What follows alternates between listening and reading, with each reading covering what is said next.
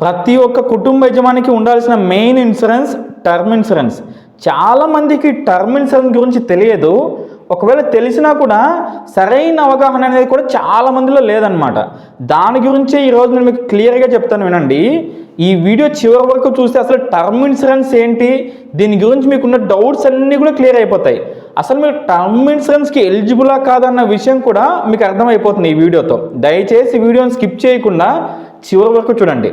Okay, term insurance అనేది ఎవరికి వస్తుంది అంటే కనీసం సంవత్సరానికి 3 లక్షలు అంటే నెలకి కనీసం 25,000 సంపాదించిన వాళ్ళకి మాత్రమే ప్యూర్ టర్మ్ ఇన్సూరెన్స్ అనేది వస్తుంది.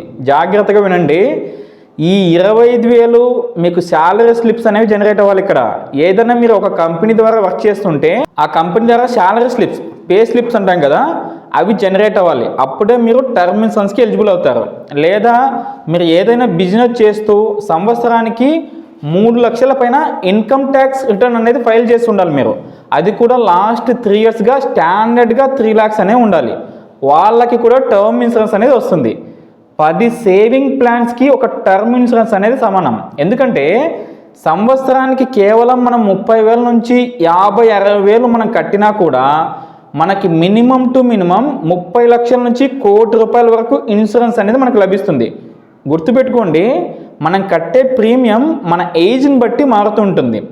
30 సంవత్సరాలలో ఉన్న వ్యక్తి 1 కోటి రూపాయల టర్మ్ ప్లాన్ 35-40,000కి వస్తే, అదే 40-50 సంవత్సరాలు ఉన్న వ్యక్తికి 70 నుంచి 80,000 పడుతుంది. అంటే ఆల్మోస్ట్ డబల్. అందుకే టర్మ్ ప్లాన్ అనేది మనం ఎంత ఎర్లీ ఏజ్లో తీసుకుంటే మనకు కవరేజ్ అంత ఎక్కువ వస్తుంది, మనం కట్టే ప్రీమియం కూడా చాలా తక్కువగా ఉంటుంది. అలాగే ఈ టర్మ్ ఇన్సూరెన్స్ తీసుకోవాలంటే మినిమం 10th ఇంటర్ లేదా డిగ్రీ అనేది పాస్ అయి ఉండాలి.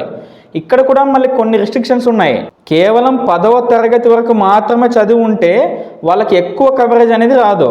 ఎక్కువ కవరేజ్ రావాలంటే మనం ఇక్కడ ఎక్కువ ఇన్కమ్ చూపించుకోవాలి. అదే ఎనీ డిగ్రీ ఆ పైన చదివిన వాళ్ళకి తక్కువ ఇన్కమ్ ఉన్నా కూడా ఎక్కువ కవరేజ్ అనేది వస్తుంది. ఇది కూడా మన ఏజ్ని బట్టి మారుతుంటుందన్నమాట. ఇక్కడ మనం కేవలం 10 నుంచి 12 సంవత్సరాలు మాత్రమే ప్రీమియం కడతాం. మనకి 75 సంవత్సరాలు వచ్చేంత వరకు పాలసీ అనేది కంటిన్యూ అవుతుంది. దాన్ని మనం కావాలంటే 85 సంవత్సరాలు హోల్ లైఫ్ అంటే 100 సంవత్సరాల వరకు కూడా పెట్టుకోవచ్చు. కానీ ఓల్డ్ ఏజ్ వచ్చిన తర్వాత ఎన్ని ఎక్కువ సంవత్సరాలు మనం పెట్టుకుంటే మన ప్రీమియం అనేది అంత ఎక్కువ పడుతుంది.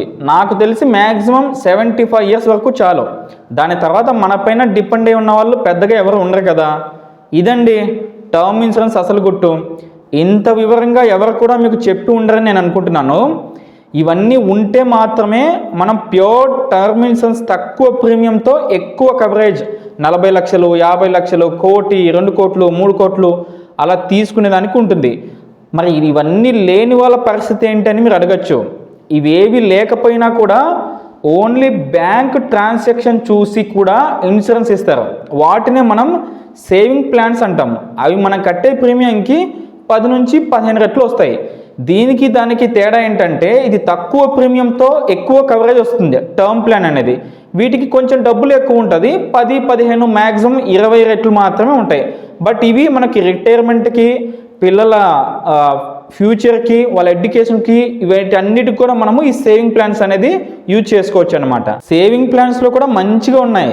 సో ఎవరికైనా సరే తక్కువ ప్రీమియంతో ఒక మంచి టర్మ్ ఇన్సూరెన్స్ తీసుకోవాలనుకుంటున్నా, లేదా సేవింగ్ ప్లాన్స్లో రిటైర్మెంట్కి కావచ్చు, లేదా మీ పిల్లల ఎడ్యుకేషన్ కోసం కావచ్చు, దేనికోసమైనా ప్లాన్ చేసుకోవాలనుకుంటున్నా స్క్రీన్ పైన కనబడుతున్న నెంబర్కి నార్మల్ కాల్ లేదా వాట్సాప్ కాల్ చేసి నన్ను సంప్రదించవచ్చు.